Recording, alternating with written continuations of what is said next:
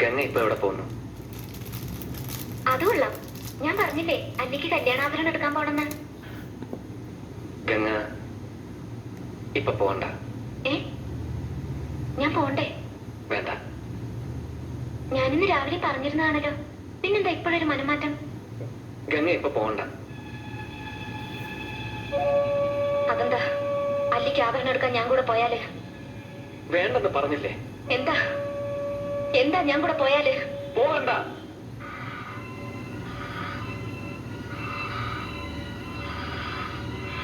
വിടമാട്ടെ, വിടമാട്ടെ.